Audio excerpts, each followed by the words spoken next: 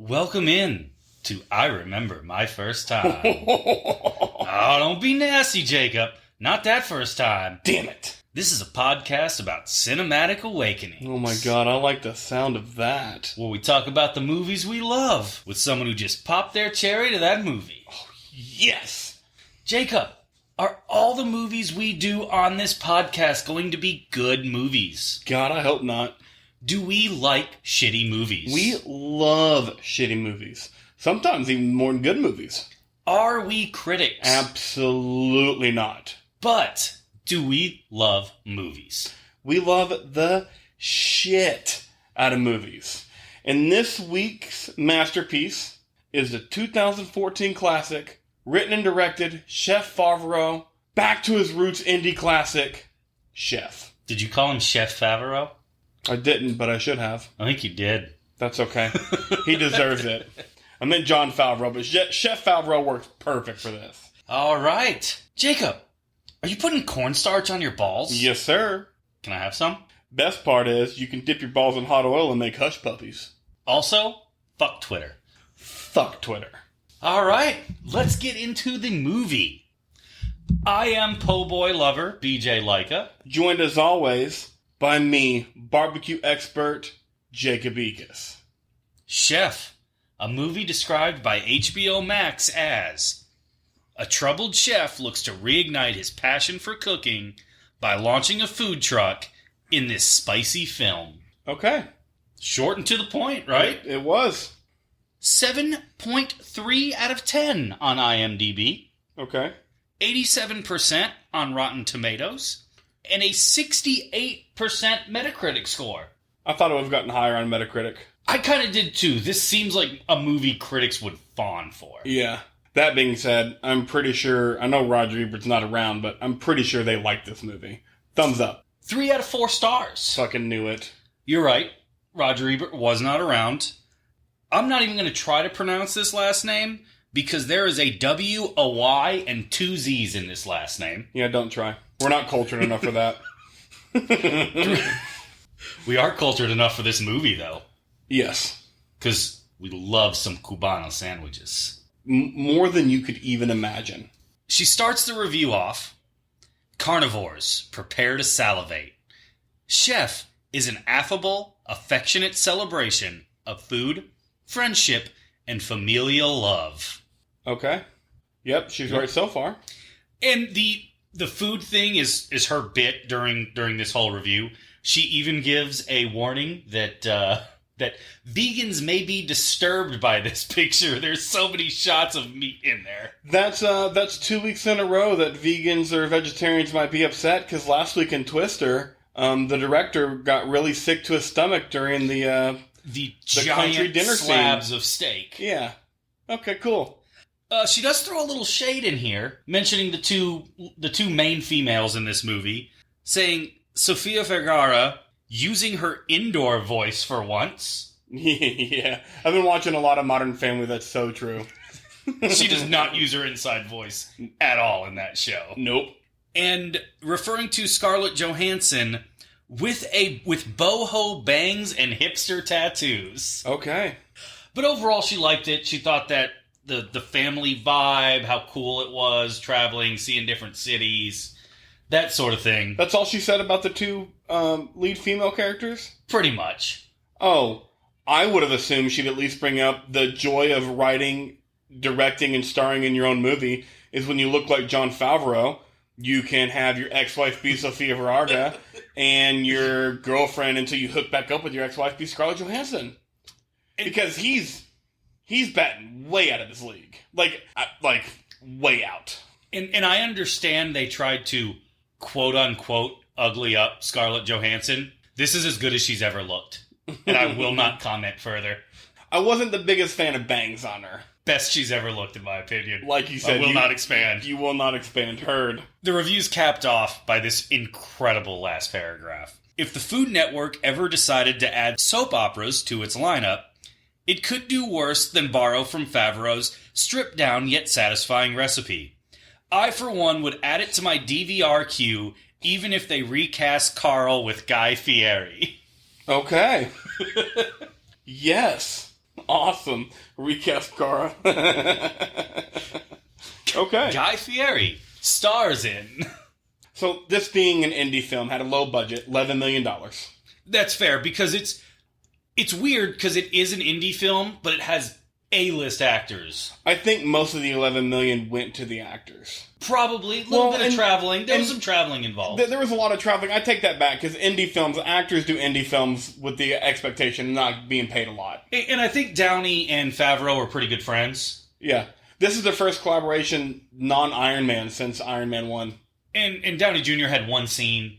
Yep. Scarlett Johansson wasn't very prominent in it. Mm-mm. Sofia Vergara, I'm assuming, shot most of her scenes wherever she was. Yeah, and Dustin Hoffman didn't have, or Oliver Platt. Very little screen time for everybody outside of John Favreau, John Leguizamo. I fuck that up every time. It's even more difficult. I learned preparing for this podcast. I'm sure. I just copy and paste. I don't even try. If I don't know how to spell your name, I go to what movie I've seen you in and find you that way. Thank you, movie poop shoot. But yeah, $11 million budget.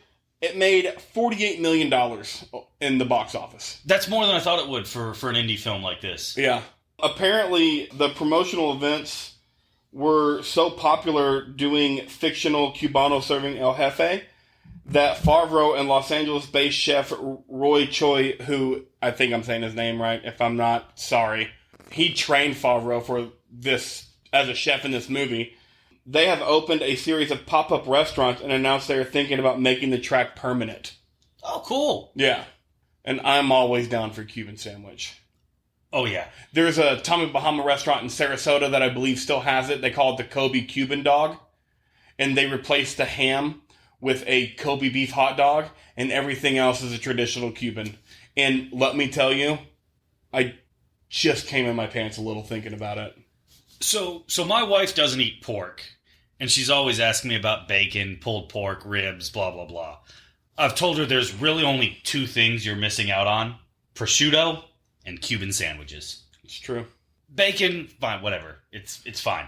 I'm sure I'll catch slack on this. The only bacon you're missing out on is from wild boar. If you get bacon from a wild boar, like, you can't beat that. Otherwise, bacon it's good, especially if you like pork, but it's not, like you said, Cuban sandwiches or prosciutto. And any kind of prosciutto. Yes. Doesn't matter how it's made, just prosciutto. And it doesn't matter what it's on. Nope. Prosciutto and Cuban sandwiches. Those are the big ones. Yep. And I'll die on this hill. You should. It's a good hill to die on. You're the virgin here, right? I am. I'm the one that popped their cherry. What'd you think of it? It was good. I expected to like it more. Okay. You've described this movie as a vibe movie, and I guess I can get behind that, not really knowing outside of, The Big Lebowski with from the Coen brothers and Once Upon a Time in Hollywood, Tarantino. Like, I don't know vibe movies. So that's not fair to put those two movies in the vibe movie conversation. Because it's a Tarantino movie and a Coen brothers movie. Correct. But I understand what you're saying. And with that being said, I was never bored in this movie, but I never looked forward to the next scene. Okay. I didn't care how it got to the ending. I knew where it was going to go. There was going to be a happy ending. I didn't care how it happened, but I was never bored. Liked, not loved. Yes. It's a good description. Yeah. Okay. What about you? I really enjoyed this movie. You've seen this movie a lot. This is my third time. I mean, that's a lot. I mean, this movie only came out in 2014. Right. And for me to see it 3 times is a lot for me. There's probably not a lot of movies I've seen 3 times in the last 8 years. Yeah. I didn't see it in 2014 either. I probably didn't see it till 2016. So that's a lot for me. It's a vibe movie. It's kind of a food porn movie. It's a bit of a buddy movie with Favreau and Leguizamo. It's definitely a father-son movie. Yeah. And most importantly, I think this is a fantastic airplane movie. And unfortunately, we had the airplane movie discussion on our Knives Out podcast.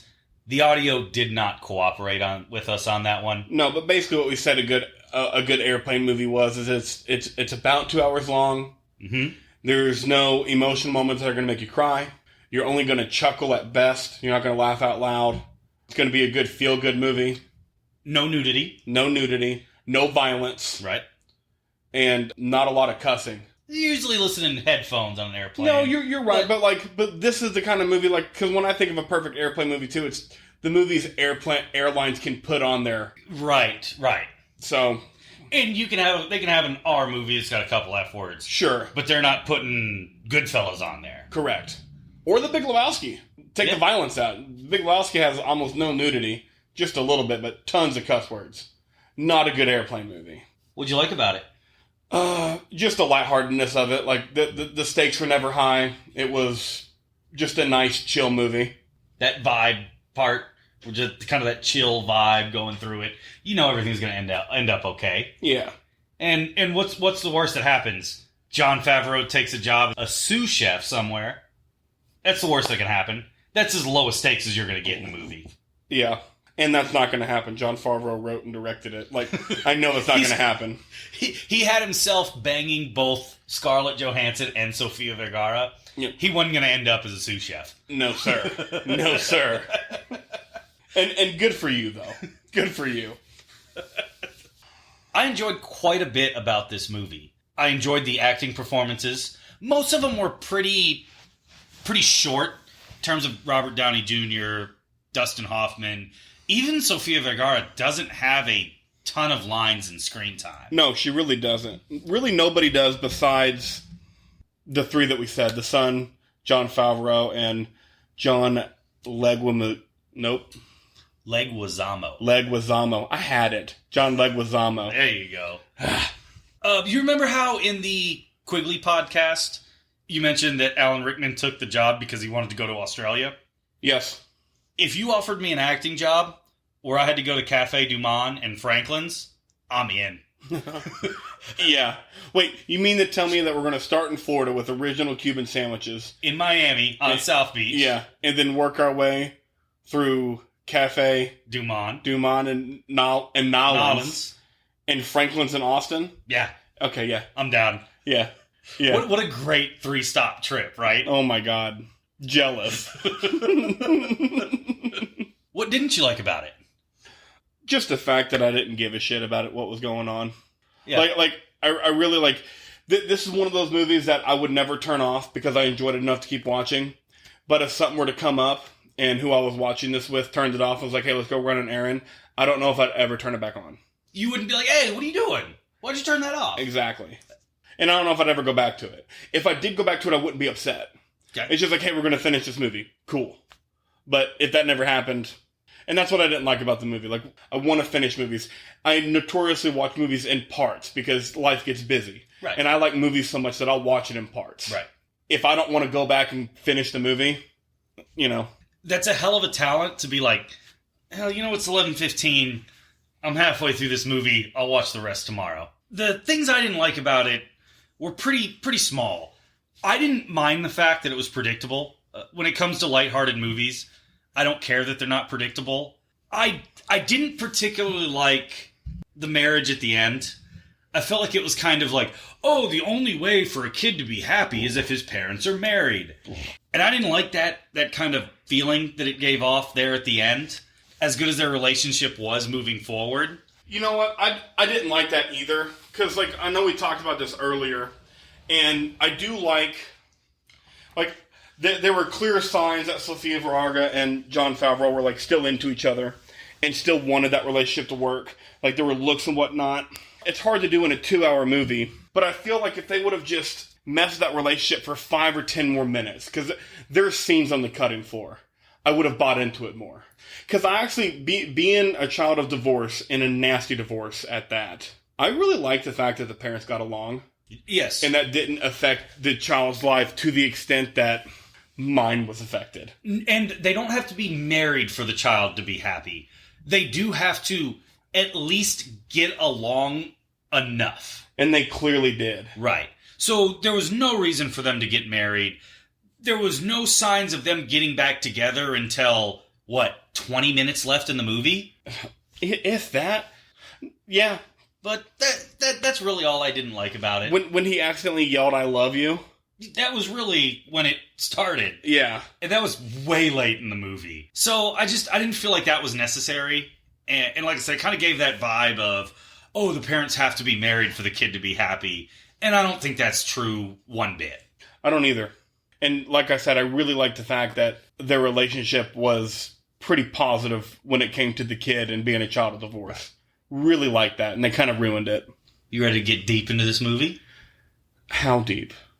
Mount Rushmore deep, baby. Yeah.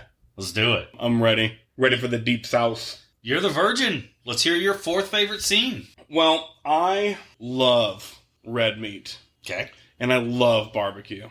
Who doesn't? It's my favorite thing about living in Texas is brisket that literally melts in your mouth like butter. It's fucking ridiculous. You worked at a barbecue joint.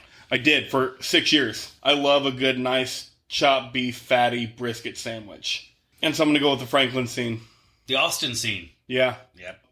Arguably the best barbecue joint in the state of Texas. Sometimes it sells out by noon. They open at 10:30 or 11. You ever had Franklin's? I have not. I'm going to go. I had it once. Best brisket I've ever had. Awesome. Best brisket I've ever had. And I'm a metalhead. I love rock and roll. I love metal. When it comes to music that I like outside of metal, I like southern gangster rap and, reggae. Like a lot of like blues elements and whatnot. Mm-hmm. So Gary Clark Jr. doing his version of country, that shit rocks. That might as well be rock and roll. Gary Clark Jr. is a phenomenal guitarist. He's got a really cool voice. And fitting of this movie, he's a real vibe guy. Yeah. Even in his music, you get that vibe guy. And him being the live Gary Clark Jr. as the score of that scene, fucking cool. Yeah. Yeah, that's my number 4 scene. All right. Incredible. Your number 4 scene. Robert Downey Jr. The funniest scene in the movie, in my opinion. Yeah, with the booties. Favreau slipping on there. Him getting way too personal. I watched that scene with my girlfriend and her sister, and I was like, fuck that, I'd take my shoes off. Of course. Like, the moment I slip once, my shoes come off. And they were just like, so you would walk around the house with your shoes in your hand? Yes. You would shake that man's hand after holding your shoes in your hand. He's the one that wanted booties on my shoes or my shoes off. No. You just set the shoes by the door. I don't think someone with booties wants you to set the shoes by the door, do you? Yeah. You already walked in. That's true. It's like when you go into someone's house. I don't know what the fuck they were thinking, but nonetheless, even if my shoes were being held in my hands, yes, I would shake that dude's hand because he's the one that wanted shoes off in the first place. Fair enough. I love how he gets way too personal with John Favreau about his assistant. Yep. Got my tubes tied in 2008, so she's a liar. Just, douchebag Downey is so great. And I hate that he went away from it with the Iron Man. Yeah. I even love that, like, it wasn't total douchebag Downey, too, because it was just like, I mean, I could just take care of the kid. Like, I've got enough money. I got enough money. The one good thing that I do, I mean, the kid will live a great life. And I'll be able to keep my rockstar assistant. And I understand this movie has essentially nothing to do with the plot. Sure, he gave him the food truck. It didn't have to be Robert Downey Jr. There was no reason for this scene. But it was clearly, in my opinion, the funniest scene in the movie. Yes. My third favorite scene is cleaning the truck scene. Good scene. I start that with them, cleaning the truck, and I go all the way to when John Leguizamo shows up. Is that before or after he gives his son his first chef's knife? Oh, yeah. The chef's knife's included. Like, it's the whole scene up until they start serving Cuban sandwiches to the Cubans and Hispanics and whatnot that helped them load up the truck. I stop it right there because I feel like that's where that scene ends. Because it's a very father-son moment. You have John Favreau yelling at his kid and then going back and, like, essentially apologizing and eating crow. Right. And then going to buy all the stuff, which is all the kids wanted. Just to be a part of what his dad does. Yeah. The chef's knife portion of that scene is way more touching than it should be. Yeah. It's a guy buying his son a 6-inch chef's knife. But it was so touching. I really wanted to put this in my Mount Rushmore, and it just missed out, but I really wanted to, especially for the knife scene. I swear to God, I'm the guy that has more father-son scenes on their Mount Rushmore, not wanting kids, and you having 2 kids. I'm going to be upset. Your number 3 scene. My number 3 scene is the New Orleans scene. Okay. It's kind of the culmination of it. It's what the whole movie's been leading up to. Mm-hmm. It's the real father-son. That's what his sons wanted to do the entire movie, is go to New Orleans with his dad. Yep. New Orleans is such a cool city. Very cool. Café du Monde is incredible. The one time I've been to New Orleans, it was for a bachelor party, and I spent the whole weekend drunk out of my mind with enough nose candy to keep me going. And so, it being a bachelor party, we didn't get to go to the French Quarter. So I cannot wait to go back to New Orleans and enjoy the city and not just Bourbon Street. Yeah, you'd stay off of Bourbon Street when you go there. And John Favreau is 100% right. Beignets do not taste the same anywhere else. No. They don't. Yeah, I would have to believe you. I will say that fried chicken doesn't taste the same to me anywhere else. I had the best fried chicken of my life in New Orleans. The food in New Orleans is the best in the country. Top notch. Another vibe scene, just great vibe scene. Well, the father-son connection that you've been waiting the whole movie for happens right then. And the kid just throwing his dick down with the Twitter game. Oh, yeah. Like bringing in all those people. Incredible. And I end it with the cornstarch on the balls. Yeah. That happened, and my girlfriend and her sister was like, what's happening? I'm like, oh, yeah, that's a thing. Oh, yeah. And they're like, what? I'm like, I've been doing that since I was 13 years old. Sure. Like, I was working with my best friend as a brick laborer, and his dad's the brick mason. We'd get home from work or whatever, and I'm rubbed raw and, like, walking like I got a stick up my ass. And they're like, you rubbed raw? And I'm like, yeah. And they're like, get some cornstarch and put that shit on your inside. Yep. It's like gliding. Doesn't have talc like baby powder, which causes cancer. There you go. And too many things in this country cause cancer, so use cornstarch, goddammit. This week's episode brought to you by cornstarch. Rub it on your balls. Make some hush puppies.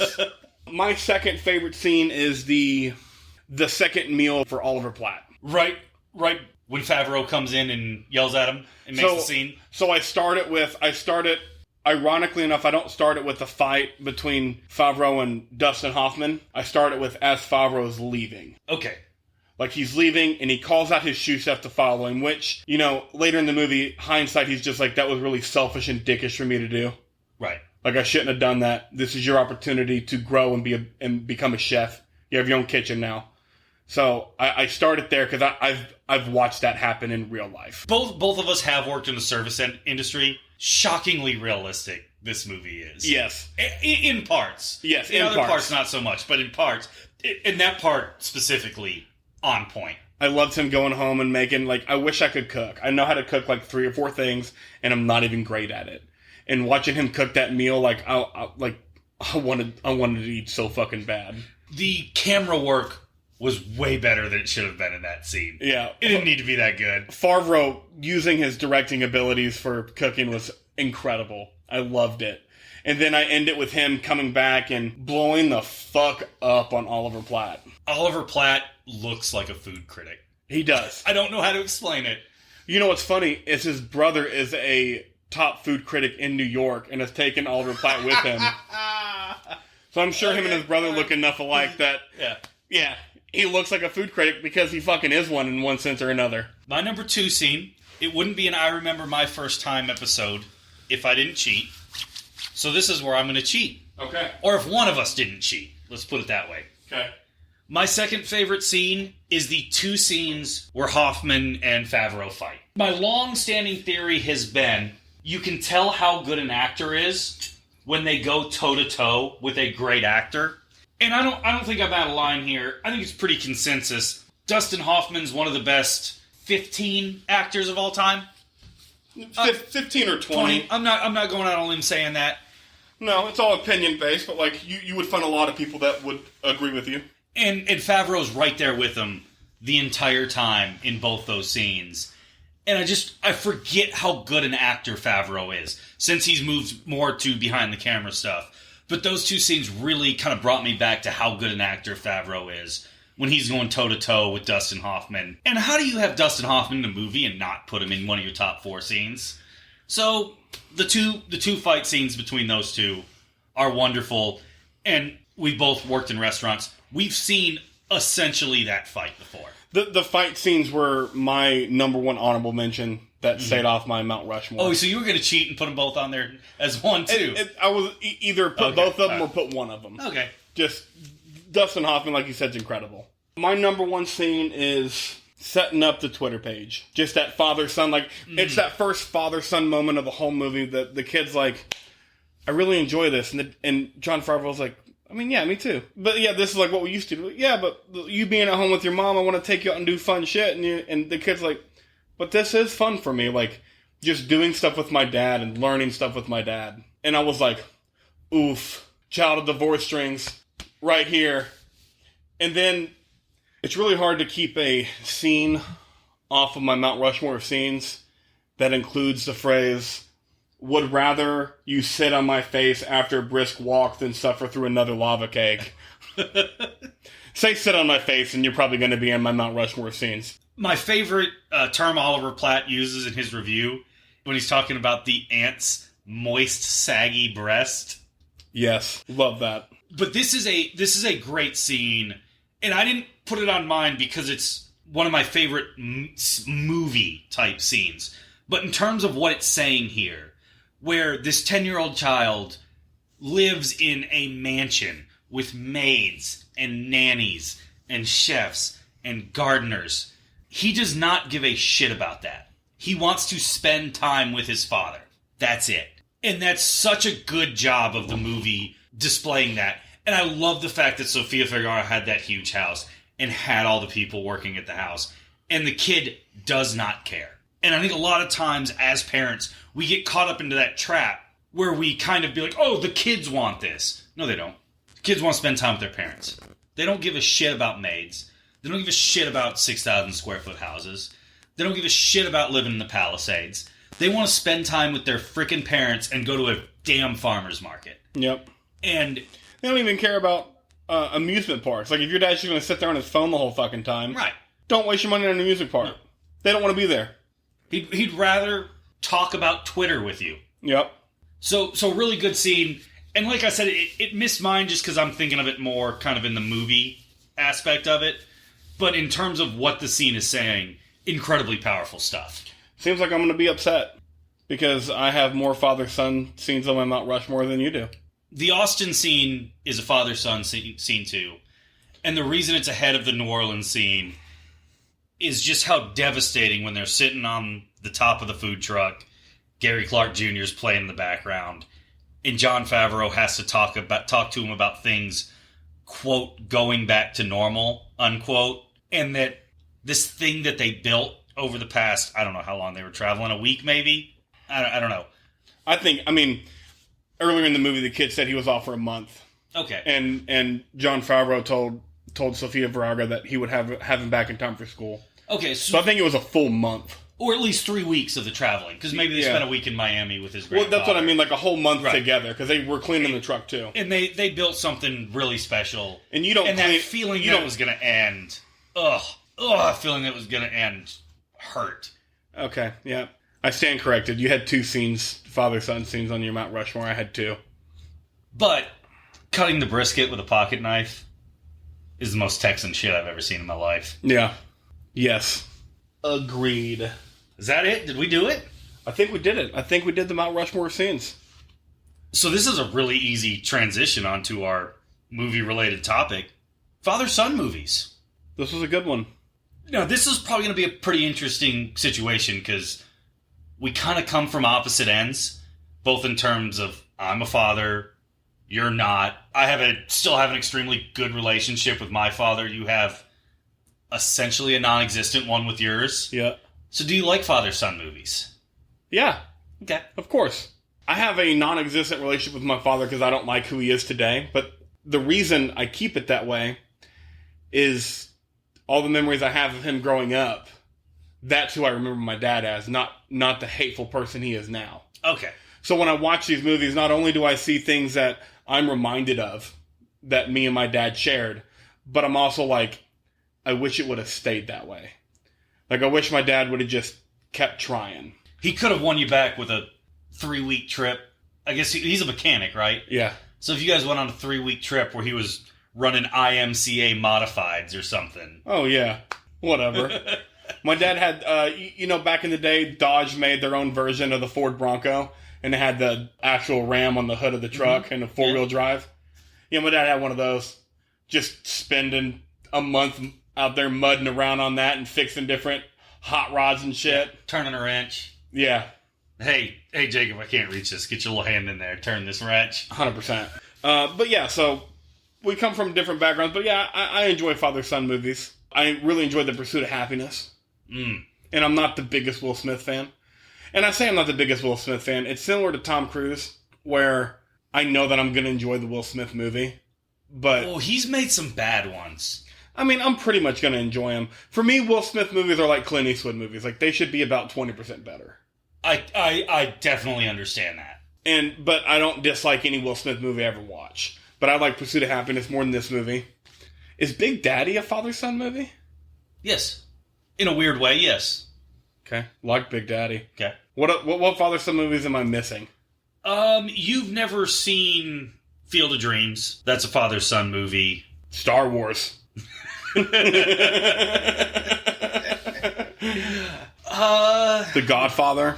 More of a mob movie, but it's got father-son elements to it. At least the first one. Sure, and the second one. Yeah. There Will Be Blood. There Will Be Blood's a father-son movie. Yeah. God, that's a rough movie. Yeah. That movie won't be done on this podcast. No. So we'll peek behind the curtain here. We had planned to do Hunt for Red October this week. It's a good movie. You should see it. Whoever's listening, you should see it. We could not make that movie a good podcast. No. And There Will Be Blood is that type of movie. What other father-son movies? Spider-Man? Yes, because Uncle Ben, you don't have to be a biological father to be a father. No. Creed? Yeah. I was not prepared for this. I probably should have looked some up because I know I'm missing some. Good Will Hunting. Yeah. Matt Damon's got daddy issues. That's his entire problem. Yeah. And to some extent, Robin Williams, too. Oh, yeah. Yeah. Because they're he wanted to be a dad. Yeah. Then his wife died. Daddy issues. Robin Williams' Good Will Hunting would have made a great father. Yeah. Anything else on the father-son movie tropes? I think they make the proper amount of them. Because I don't want to see that many of them. No. And I want them to be special when I see them. I think they could probably make a little bit more. Because, I mean, we're having trouble thinking of them. And I think that's because there's not a lot. Right. Would The Kid with Bruce Willis be one? I haven't seen it. I don't know. It's a baseball one. You'd like it. Okay. I think that's what it's called, The Kid. Rookie with Dennis Quaid? Yeah. We're just wasting time sitting here putting cornstarch on our nuts. Let's move on to character breakdown. We're only wasting time if we don't get hush puppies out of it. Character breakdown's easy. There's basically three characters in this movie. Pretty much. John Favreau, writer and director. Far and away the biggest star in this, too. Yeah. What'd you think of him? I thought he did great. Did you find him believable as a chef? Yeah. I did, too. His look, the way he carried himself, the way he acted with the kitchen staff, the way he acted in the restaurant, the way he used a knife, everything was believable that he was a chef to me. Yeah, I agree. And by far the most character development. No one else really develops in this movie other than him. He had a great emotional range in this movie for a bullshit chef movie. He did. From the beginning to the end is completely different. And he's all over the place. He's upset, he's angry, he's depressed, he's bored, he's excited. He's a bad father, he's a good father. The most realistic thing, him as a chef, is how he was always fucking late to pick up his kid. Yes. Do you like John Favreau as an actor? I haven't seen a lot of John Favreau acted movies. Because he moved behind the camera a while ago. Yeah. I haven't seen him in front of the camera hardly ever. Since we're on John Favreau, I was going to save this for trivia, but this is the perfect time to bring it up. Many critics have viewed this film as an allegory to John Favreau's career as director by going back to his independent film roots, allowing him freedom to make his own decisions after his time working under the close and demanding eye of Marvel Studios, and after the comic book film adaptation Cowboys and Aliens was a slight box office failure. However, Favreau has denied the comparison. That seems like a stretch to me. Whatever. Oh. So it doesn't seem like a total stretch to me, because from what I've heard of Marvel Studios and Disney, there's a certain way you have to talk, certain talking points, like different things, different ways you have to carry yourself, how they want the movies. And you got to remember, Favreau was there at the inception. So they probably wanted their movies a very specific way at the inception, too. Because now I think there's a little bit more freedom, especially with movies like Deadpool and Logan. Guardians of the Galaxy. Yeah, but he was there. I mean, Iron Man was the genesis of the Marvel stuff. So I can see it to some extent. Like, to me, it's not a stretch. No, they're not wrong in making their comparisons. I don't feel like that's what he was going for in this movie. Okay. Because this felt like a pretty standard story of any artist, really. Where you get in it for the love, you're really good, you're really popular, and then the money comes and you have to do all this stuff for the money, and you really want to break free. So maybe in the fact that directors are artists, chefs are artists, I see where they're coming from. I just don't think that was on his mind making the movie. It's a pretty tropey artist follow your heart type movie, as far as I'm concerned. Yeah. And that's fair. And it could have been a combination of both. Because like I said, I don't think it's too far of a stretch. But I think we've beat John Favreau to death. Now, I ask you if you found John Favreau believable as a chef. I know you found John Leguizamo believable as a line cook.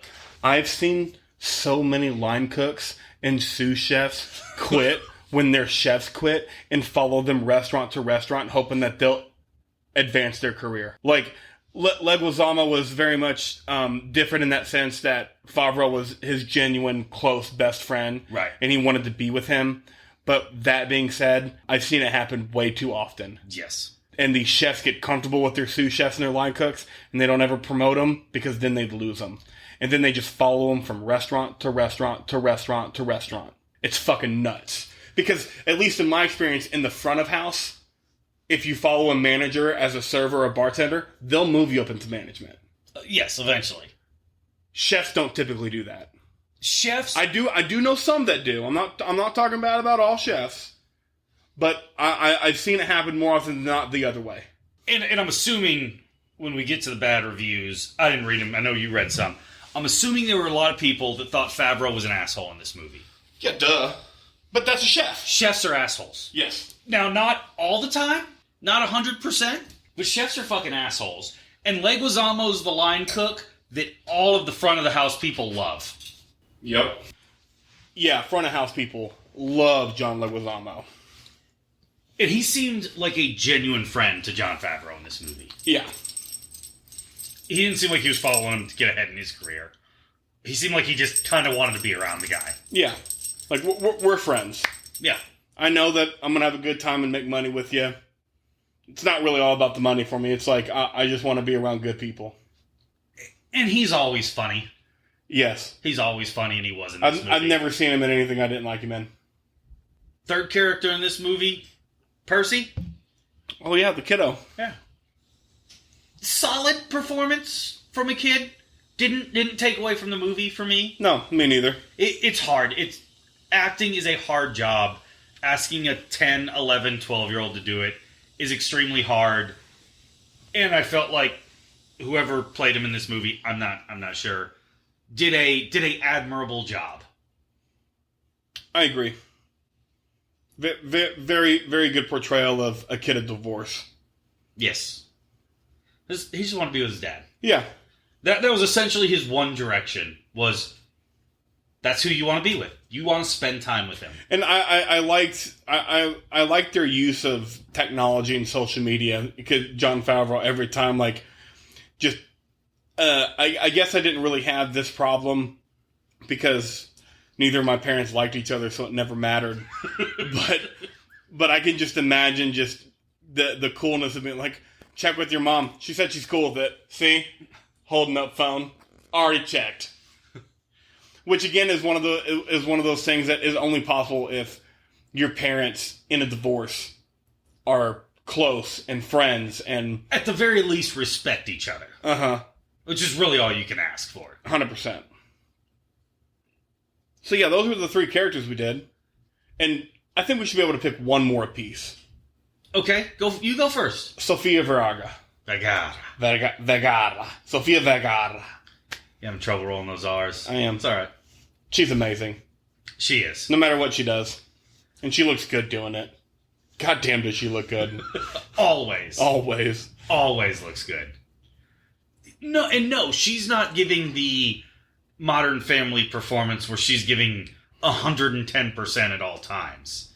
It's a really subdued performance, and I think it's really good. Yeah, I think she did a great job on it.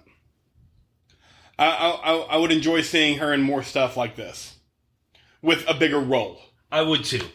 I would too. Kind of seeing her as a supporting actress type. Yeah. I think she can do it. I think she's a good enough actress to do it. Yeah.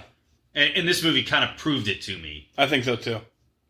But you get typecast at a certain point, and that may have been what's happened to her. Or she made enough money for Modern Family where she didn't give a shit. And what, America's Got Talent now?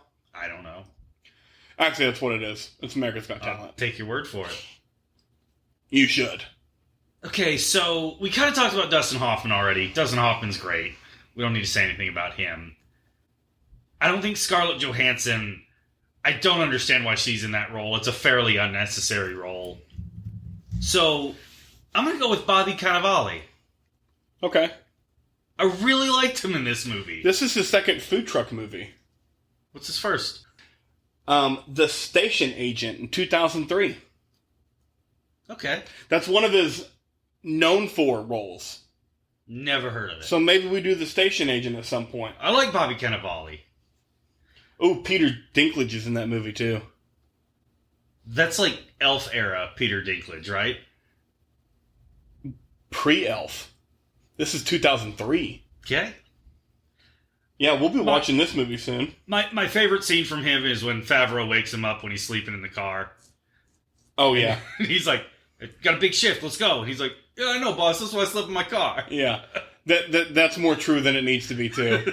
Just fucking drunk and hungover from the night before. Service industry drinks like nobody's business. Plus, I think he's cool. Yeah. He's got that cool look about him. I don't know if there's a word for this, but there should be. Like somebody who you want to be your friend. Yeah. Like it's like a friend crush. Okay. Like I have a friend crush on Bobby Cannavale. Like I want him to be my friend. I think we'd get along. Yeah, I think he'd get along with anybody. I do too. He seems like a cool dude. Yeah. But I really liked his performance in this. It's understated, but I think he does a really good job of it. And I didn't really know who else to talk about. I just wanted to shout out Bobby Cannavale. Okay, cool. Good choice.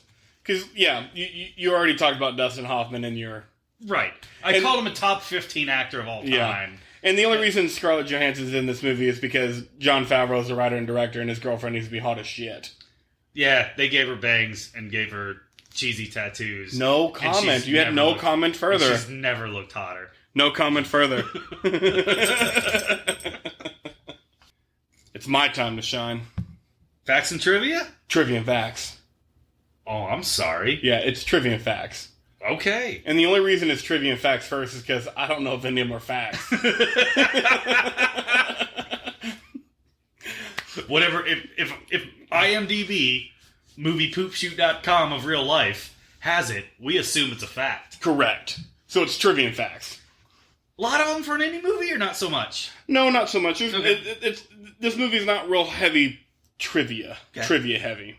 I've already said a couple of them. The real life restaurants, pop-up restaurants they're trying to make, that they might make permanent. The barbecue place, Franklin's. Again, can't reiterate it enough. Go there. Please. Aaron Franklin from Franklin Barbecue in Austin, Texas, is in this movie. I'm pretty sure he's the guy that gives the brisket. I think so. He's been awarded the James Beard Award in the category of Best Chef in the Southwest. Man, if we can get Franklin's as a sponsor... Yeah. Franklin's, if you send us 2 pounds of brisket a month, we'll do ad breaks for you. Yes, we will. We're big in Texas. Towards the film's ending, the El Jefe truck is seen at a nighttime food truck event, along with many of Los Angeles' most popular food trucks. This is an actual event, and then it's called First Fridays. And I now want to be a part of that. I'll fuck up some food truck food. Oh, yeah. I mean, we're two fat guys over here. We love food. Yes. So, please, let's go. According to John Favreau, Twitter paid nothing for product placement or advertising. In The Hollywood Reporter article, Favreau reported that the company requested only that some tweaks be made to the look of the animated logo before signing off on its use of product. Okay. I just thought that was cool. I don't care. Whatever. Fuck Twitter. Twitter's cool. Follow us at IRMFTP? Yep. IRMFTP. Follow us, please. We need more followers. Literally begging. I post twice a day and it's bullshit. It's bullshit. I kept these off. I don't know why I kept them off, but I remember what they say. During Favreau's training, Roy Choi, if that's how you say his name, insisted that Favreau, if he was going to train him to represent chefs in an accurate way, the way he cleans up his workstation, folds the towels, is all very authentic, like we've talked about in this film. One of the things that he had Favreau do in the training was learn how to sharpen knives the correct way, and had him do a bunch of minuscule tasks like pulling parsley for that intense focus that chefs have to have. Like, the parsley can't just look pulled. No. It's got to be pulled correctly. And he had him do a bunch of that to get in the right mindset of being a chef. And it really showed in this movie. It did. I believed every movement he made, I believed there was somebody there that told him to make those movements. Yes. That's my trivia and facts. I've got one more. This Okay. is not trivia or facts. This is just one of my favorite things in the world. When John Favreau thought he was sending a personal message to the food critic, Oliver Platt's character. Yeah, but it was an actual tweet.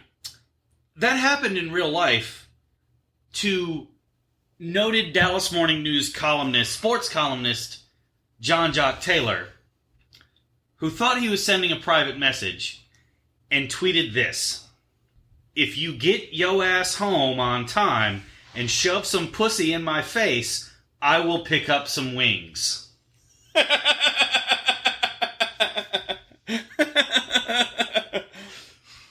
Sorry, John Jock Taylor. I had to do it. That's awesome. I know you did that in like 2010. Not a day goes by that I don't think about chicken wings for pee. I love that. That's one of the best stories involving chicken wings I've ever heard. Wow. How did you have the best trivia and facts on the show? I don't know. It's because you're getting pee for wings. Yep. That's what it is. That's what it comes down to. I've been having that in my mind for the last like 11 years, just to throw it out to the people listening to this podcast. Perfect. You're welcome. All 7 of our listeners. You're welcome. Follow us on Twitter, you 7, please. At IRMFTP. Or on Instagram. No, fuck him. He has enough followers on Instagram. He does the Instagram, I do the Twitter. Fuck him. Go follow me on Twitter. IRMFT pod on Instagram.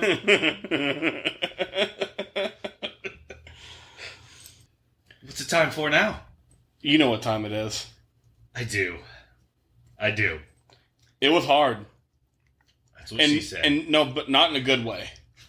Was not hard in a good way. Coming up with a stupid fucking impersonation. I got one. What? We've both worked in the service industry. Okay. I worked in the service industry for 4 years, and you for, 12? 15. 15. So we've both done this many times in our life. Remember the scene where Dustin Hoffman goes to Oliver Platt, who's clearly pissed off? Yes. We're going to do how we had to talk to guests when we knew the guests were pissed off to try to get them less pissed off. Okay. You want me to go first? Yeah. As always. Per usual. Hi, welcome in. I know you guys had a reservation, and we sat you guys a good 15 minutes after this reservation. I apologize up and down for that. We'll make it up for you. Our appetizer list, any of those appetizers you want, on the house. Save room for dessert, because that dessert's on the house. And if you don't save room for dessert, take it home. It'll be wonderful. I just want you guys to sit down, relax, and we're going to enjoy our meal from here on out. Okay. That's my service industry voice. Do you know how annoying it is to have to talk like that for 7 straight fucking hours? How annoying is it? You know. Hey, guys. So, I know you've been waiting 20 minutes for your drinks. I promise they're coming right up right now. I can't make the bartenders move any faster. I am bringing you 2 drinks because That way you don't have to wait for your second drink. And I'll go ahead and put in your third one right when it gets here. I'm taking care of the 2 that I'm bringing now because I know you've already waited 20 minutes for your drink, and the other one's not going to be fresh when you drink it.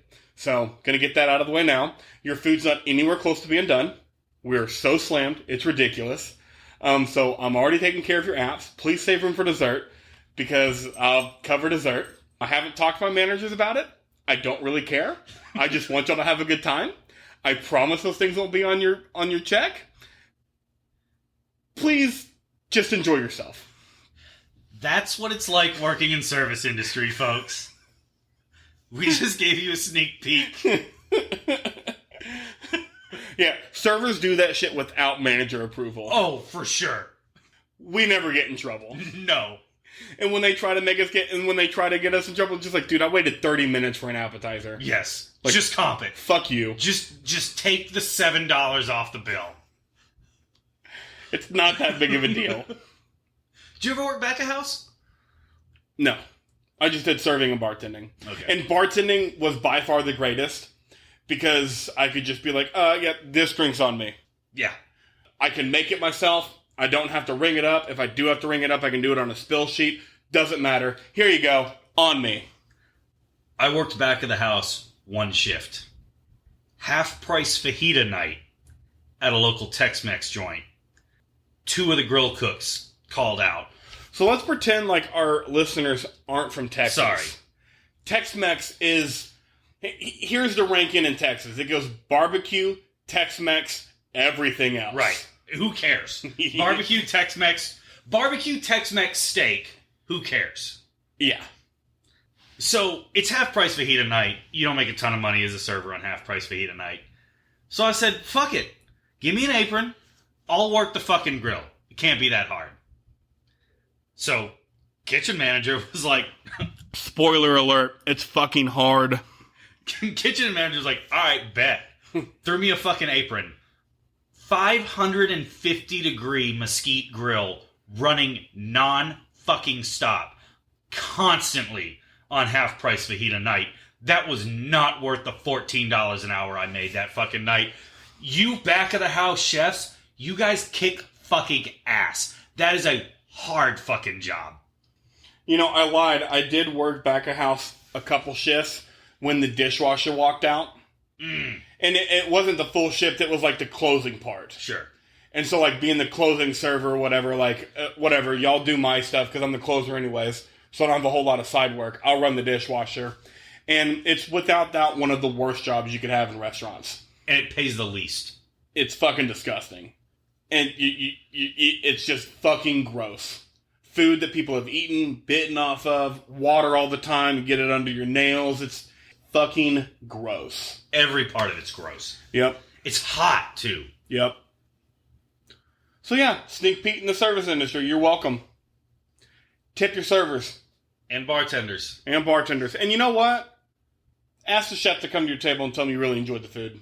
They like that. Chefs like that a lot. They might act annoyed because they're busy. Sure. Maybe don't do it on a Friday or Saturday night. But ask the chef to come to your table and tell them you really enjoyed the food. If the restaurant's not busy, for sure. Yeah. They really enjoy that. And they deserve it. Yeah. Final thoughts on the movie. You go first, virgin. I'm not a virgin anymore. Yeah. Fucker. So when I finished this movie last night, I gave it a straight up 6 out of 10. Okay. Talking about it today and just reminiscing on how good of a movie it is, I'm going to go 6.5. Okay, bumped it up a little bit. So if you watch a movie where you're never bored, the minimum score you can give it is a 6. Yeah, and I think on my IMDb profile I'll keep it at a 6 because they don't do points. Right. Even though technically 6.5 should go to 7. But you're a 6.48. So technically it rounds down to a 6. Yeah. So, but yeah, 6.48. That's my rating. And it just comes down to the fact that I was never bored. Like you said, minimum of a 6 if you're never bored. But I never looked forward to the next scene. And I just don't think you can get a 7 when I don't look forward to the next scene. It's fair. I liked it. I liked it more than you. It was a vibe movie. I like vibe movies. Perfect airplane movie. I don't know about perfect airplane movie. Really good airplane movie. So I'm going to put it I'm gonna put it at a 7.9 because it's not quite an 8, but it's such a good airplane movie. It's such a good vibe movie. It's such cool shots of food.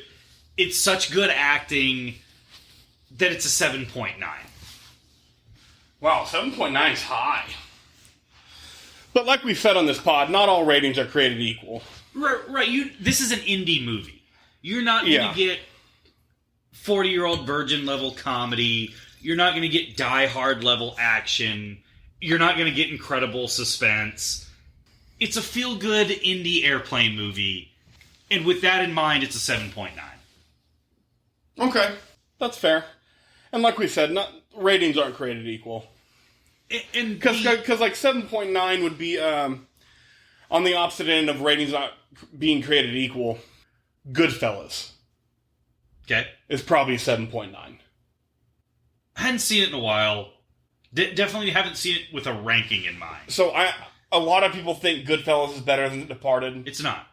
I think The Departed's better. And I think The Departed's right about an 8.3, 8.4. So I'm putting Goodfellas at a 7.9. Because it's a solid fucking movie. But again, that's my point. Ratings aren't created equal.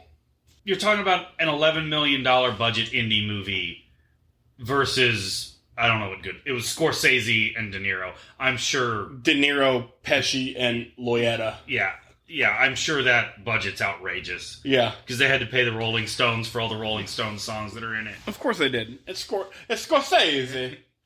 Scorsese. Should they remake this movie? No, it's an indie movie. I mean, if you want to make more service industry movies, more chef movies, go ahead. What's the super popular show that's on right now? Chef. Bear? Yeah, Bear. Yeah, Bear. You don't have to remake this movie, but I think you make it a little bit more realistic on his love interests. What is more unrealistic? John Favreau with Scarlett Johansson or Sofia Vergara or Michael Douglas with Sharon Stone? Michael Douglas with Sharon Stone. Show us your dick, Michael Douglas! Michael Douglas is going to do what John Favreau does to Oliver... almost call him Oliver Stone. Wow. Oliver Platt. Yes. I'm very worried what John Favreau does to Oliver Platt. Michael Douglas is going to do to us someday. Yes. And do you know what I'm going to do? I'm going to show him my fucking dick. Me too.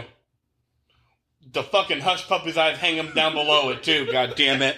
Cornstarch on him and everything. Fuck you, Michael Douglas. But I think a good choice would have been like Myra Rudolph. Someone who's a little funnier. Yep. A little more realistic, still beautiful.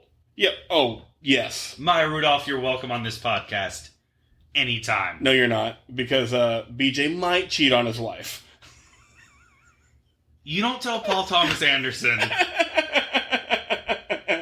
I won't tell my wife.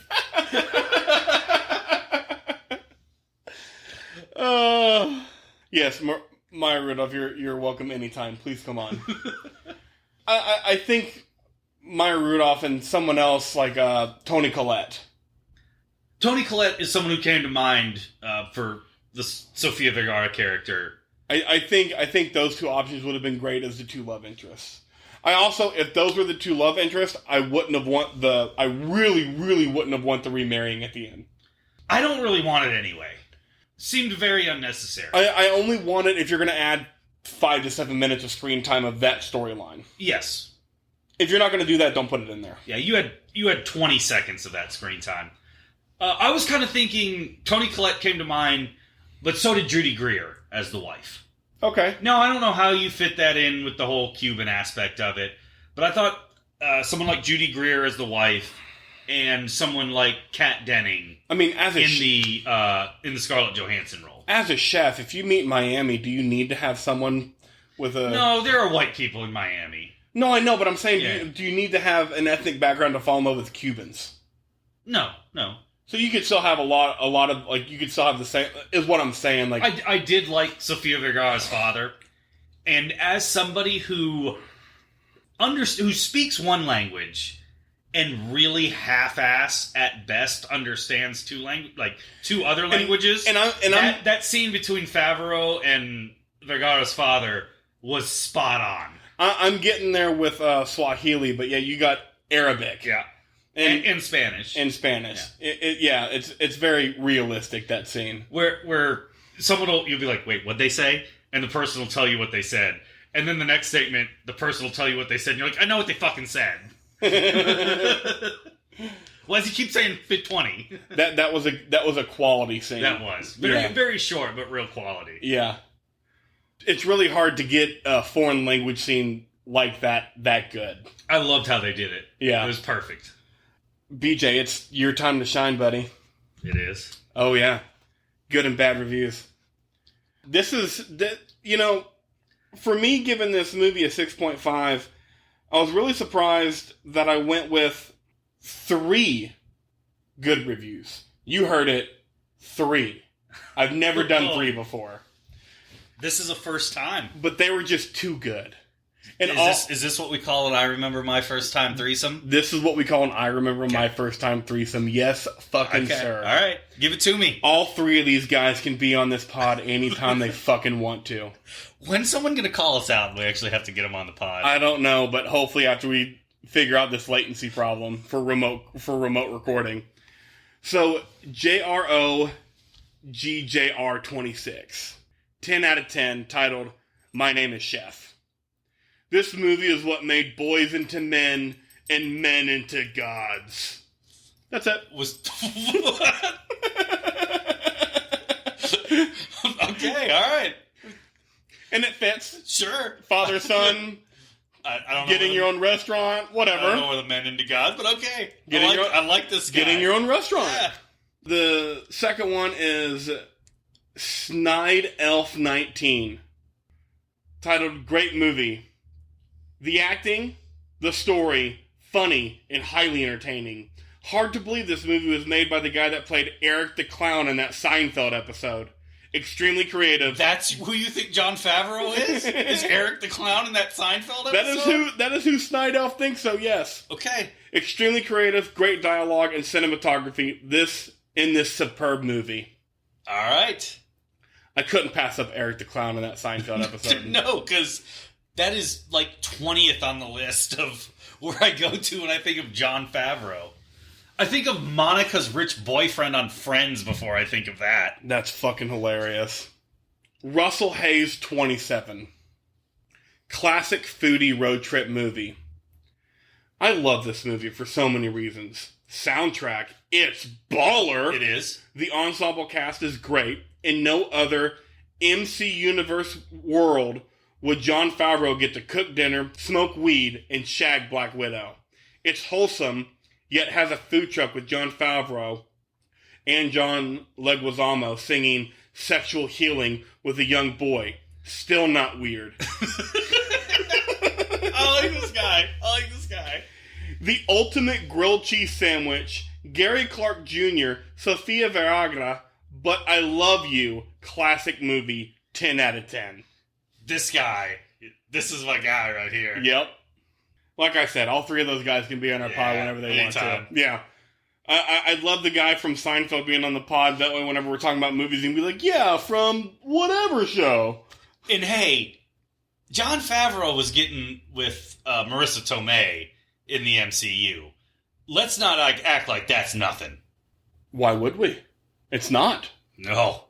You ready for my bad one? I'm very interested because with indie movies, I just assume all the bad reviews are like, this movie was boring, man.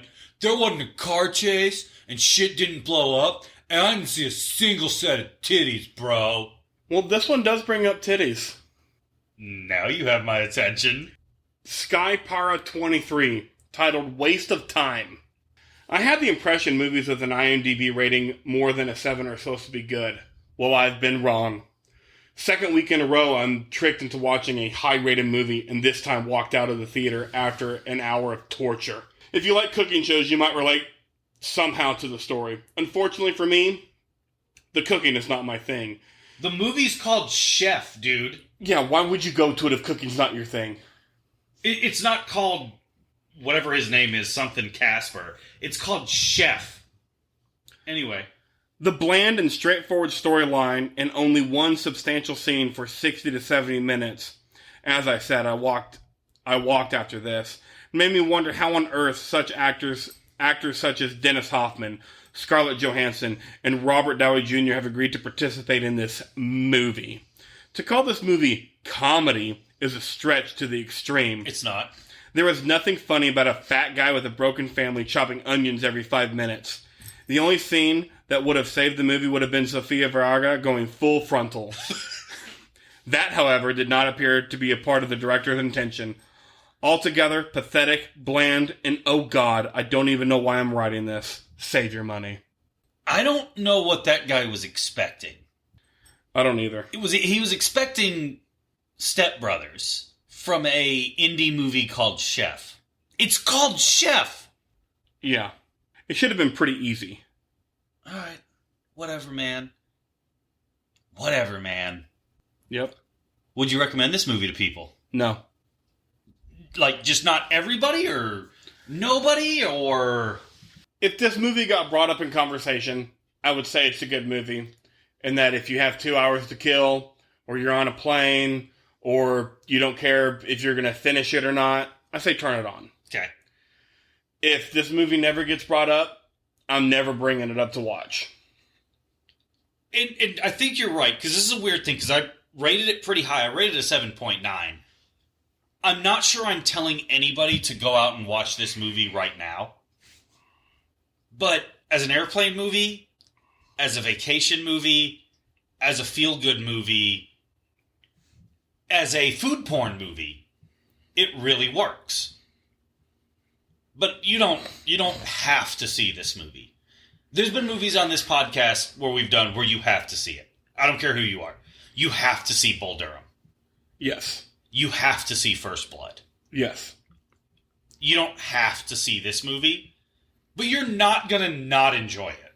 Agreed. It was a good first time. It wasn't great. I liked it. I really liked it. And, I mean, I liked it enough that, I gave it a 6.5. Like, it wasn't a great first time, but I wasn't upset. If you can go your first time without being bored... Hey, sign me up. So next week, we have our first Kung Fu movie. What is it? What is it? The 2000 classic, Crouching Tiger, Hidden Dragon. We've had a lot of discussion, should we do Bruce Lee as our first Kung Fu movie? But I think Crouching Tiger, Hidden Dragon got a great love story, has great special effects. It's going to be a good time. What's it on? Currently it's on Prime Video and HBO Max. Oh, both of them? Yes, sir. You got no excuse. Go watch it. Join us next week. Follow us on Instagram, IRMFT Pod, Twitter, IRMFTP, and we got a Facebook page. Come by. Throw out some movies you want us to do. Yeah, it's not one of those groups that there's an invite yet. Like, just join the group. Just join it. IRMFT. Yeah, join it. If you want to say something, great. We'll listen. If you don't, that's fine. If you just want to see what we have to say, come on. Or email us at irmftpod@gmail.com and watch Crouching Tiger, Hidden Dragon as we discuss our first Kung Fu movie next week. Bye.